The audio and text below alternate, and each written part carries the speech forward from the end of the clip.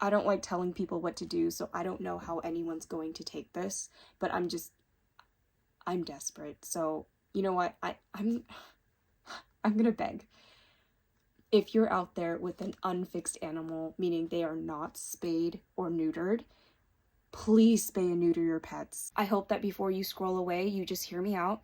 Really quickly, to define spaying and neutering, it's the surgical removal of reproductive organs in an animal's body. We mainly do this in dogs and cats. Why would I want to put my dog or cat through surgery if it's not needed, if they live inside, right? Let me tell you, when animals go into heat, dogs or cats, they try to run off, and you could never guess like how many animals like flood into the shelter, like how many pregnant cats that people find. And it's adorable because you guys see me taking care of these orphaned kittens on my page, and you're like, oh my gosh, like if I spay and neuter my animals, like the kittens are gonna go away, they can't have kittens. There are so many kittens. There are 700 kittens sitting on the floor at the shelter just in my area. And the state of animal welfare is like, everybody's in survival mode because everyone's trying to take care of like all of these orphaned animals, because unfixed animals go unfixed and then they escape, and one cat can produce an average of 3 litters per year, but each litter averages like 1 to 8. Like it just depends. So we'll say 4. But the thing is, at 4 months old, a kitten can go into heat and have kittens. Like that's like a baby having babies. But not the point. The point is, like, the numbers are insane. Like in 10 years, from one unfixed female cat, they will have produced 1.3 million kittens. Like their kittens and their kittens and their kittens and their kittens will have produced over 1 million kittens from one unfixed cat. And dogs are kind of the same. They have like the same gestation period. Dogs and cats have, it's about 9 weeks, and 9 weeks is such a short amount of time. And right after like giving birth, 2 weeks later, they can mate and become pregnant again. And it's just insane to me. Like, we'll never, like, people in animal welfare will, like, you can try as hard as you can and you'll never work yourself out of a job because the numbers are just insane. Like, there are dogs and cats like coming out of our ears.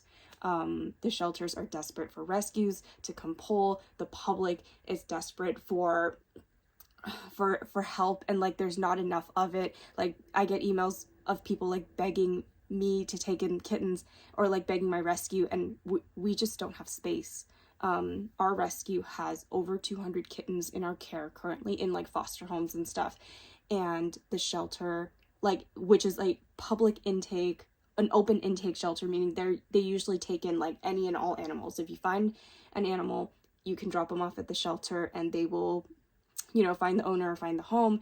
And now, like, they're not even taking in kittens, and they're not taking in any animals because they're just so full, and like nobody knows what to do. So like that's why I'm literally begging. And my rescue, Mini Cat Town, has just come up with another solution. Like, we bought a spay neuter van, but like we could do 100 kittens a day, 100 dogs a day, and it would never stop. So that's why I'm begging. So if each individual person in the community was responsible, not saying that everybody's irresponsible, but it's just like, if you want to be responsible, and I believe like the animals in our community are our responsibility, please go get your cat or dog spayed or neutered. It's one day, you wake up, you drop them off, you pick them up later in a few hours, and they're fixed, and you never have to worry about your dog getting her period, your male dog like sniffing out other female dogs in heat and like running off. You don't have to worry about your cat, like your female cat, like when they go in heat, they yell at night like mar mar mar, and you don't have to worry about that, and they pee in everything. And then your male cats, like, if you get them fixed early enough, they don't spray, and like spraying stinks. So like, why would you want that? So like, numbers wise, like, if you just forget the numbers, like think about you personally as a pet owner, like, do you want that? Or like just get them fixed, and you don't have to worry about dog periods and like male cat spraying and like, and then running off and like potentially like causing a lot of harm and like impregnating. Like if your male cat runs off, your unfixed male cat runs off and impregnates one female cat, her kittens are going to start having kittens in 4 months, and in 2 weeks after she gives birth to those kittens, she can get pregnant again. And it's an insane cycle. And if you think about it, it's like, does more than one cat of age exist in your community that is not fixed, male or female, or both? You only need one of each, like, to meet somewhere, and like, and you've got like, in like a few months you have a freaking colony, and then it's out of control, and then the community is like, hey, like, please help us, and like, please don't euthanize the animals at the shelter. But it's just like, okay, if there's overcrowding and there's not enough people to take care of them, what are we gonna do? So, and I get a lot of questions on here like, oh my gosh, like, what do you do for your job, which I can get into later, but like they're like, oh my gosh, I love animals and I want to help. Start by fixing your own animal. Spay or neuter your pets, please. And that's my plea to you. I hope that somebody heard me. If you guys have questions about spaying and neutering, please let me know.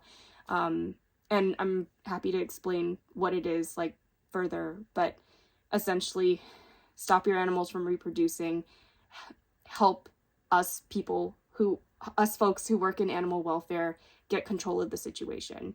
And because I live in California, in my community and communities surrounding me, because it's warm like pretty much year round, we have kitten season year round, and kitten season is when a bunch of orphan kittens flood into the shelter because people find them from these colonies of cats that have like formed and reproduced from unfixed cats who escape from people's homes. So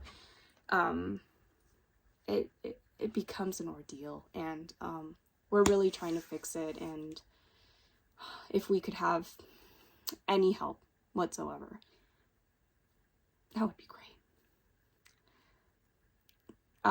This was really long. If you got to the end, thanks for listening.